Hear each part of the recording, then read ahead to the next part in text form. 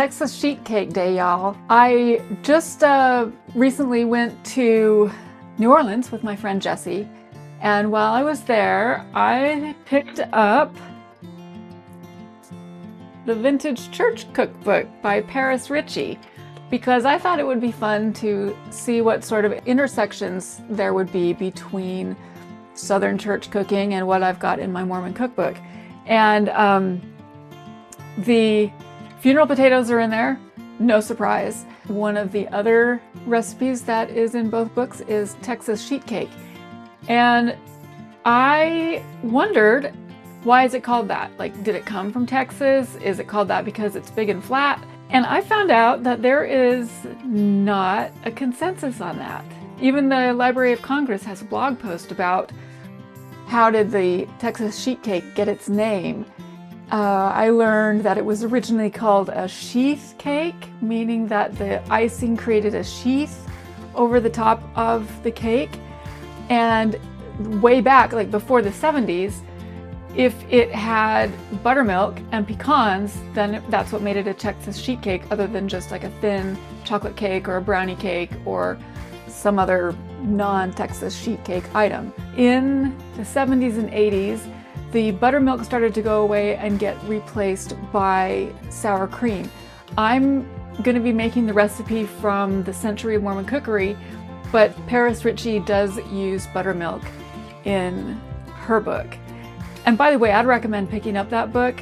I've only made one recipe so far. It was worth the price of the book. It was a beef, beans, and biscuits bake. So good. Anyway, the other thing that means it's a Texas sheet cake is pecans. And over the years, the pecans have become optional. But back in the day, if it didn't have pecans, it wouldn't be considered an official Texas sheet cake. There is some notions that it was printed in a newspaper in Texas, and maybe that's how it got to be Texas sheet cake. And maybe that some sort of a sugar company or something in Texas put it on their box. But really nobody knows. So it's not like if you go to Texas, there's sheet cake on every menu, from my understanding, from people from Texas. Anyway, like French fries or German chocolate cake, neither of which have anything to do with country. So let's get started. This is going to be easy to put together, not the simplest cake because we need to heat some stuff up on the stove first.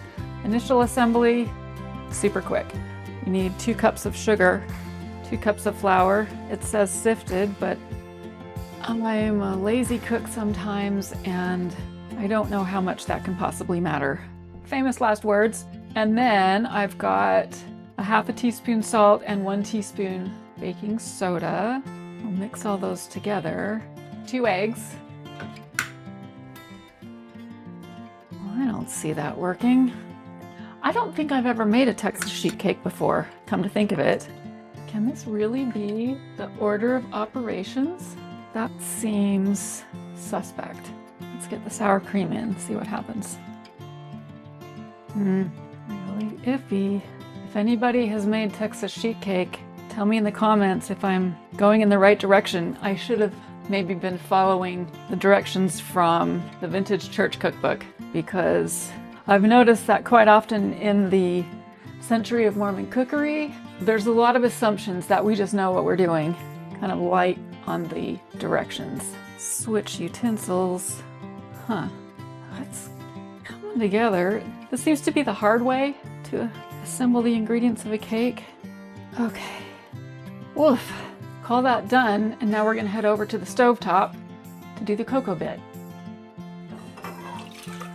Half a cup cocoa powder and 2 sticks of butter. A fun fact, when I was trying to figure out where Texas sheet cake actually came from, I learned that sometimes it is referred to as funeral cake, Texas funeral cake. So it goes right along with funeral potatoes. Although I associate it more with Mormon wedding receptions than funerals. The instructions in my book say to do this until it is bubbly, but do they mean boiling? Unclear. I'm gonna let it go a little bit more. I'm gonna say that qualifies as bubbly. I don't want to burn my chocolate.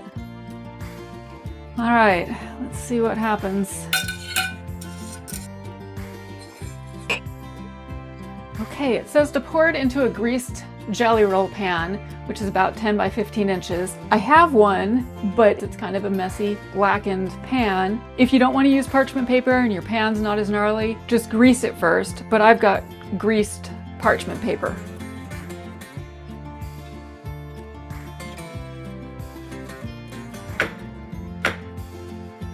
Get it spread evenly and some of the bubbles to rise to the top. Into a 350-degree oven for about 20 minutes, but I'm going to check it at 15.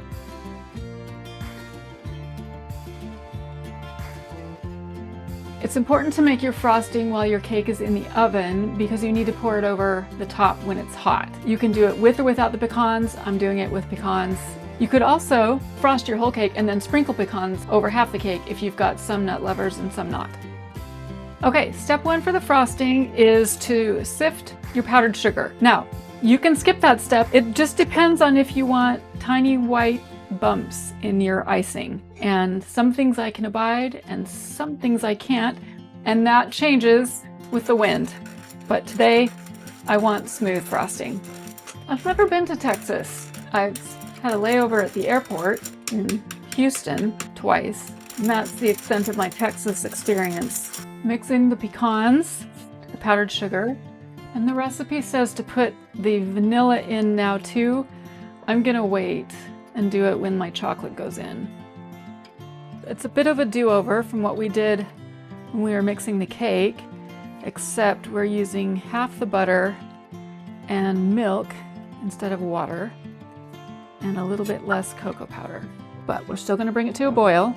The timing of this is a little critical. If you can't pull your cake out of the oven at the same time that your icing is done, try and finish your cake first because it can sit a while, but if you let your frosting sit too much, it will get a crust, which is great for your finished product, but hard to work with when you are pouring it and spreading it on your cake. All right, here we go with the chocolate into the frosting. So in with the chocolate and a teaspoon of vanilla.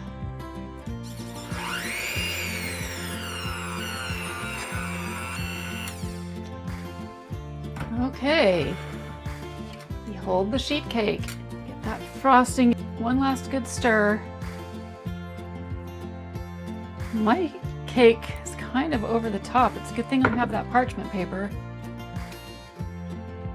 You can see that's already getting a little skin on it. You have to look close and make quick work of this part.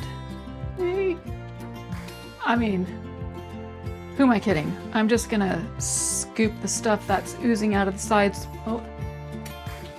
up with a spoon and eat it straight. All right, ta-da! Now let it cool and then you can cut it into squares and serve it. And I will meet back with you here later when it's cool enough to eat. Okay, so it is 2 days ago since I made the Texas sheet cake, and I have some things to report to you. One is that the frosting gets better at it as it ages, so it's a perfect make-ahead recipe for that reason. And two, the frosting makes a great barrier and keeps the cake from drying out. So that's another great reason to make it if you don't have time to make something on the day of the event and you want to do it the night before, the day before, whatever. It will still be good. In fact, it will be even better than the day that you made it. So recommend the Texas sheet cake for many reasons.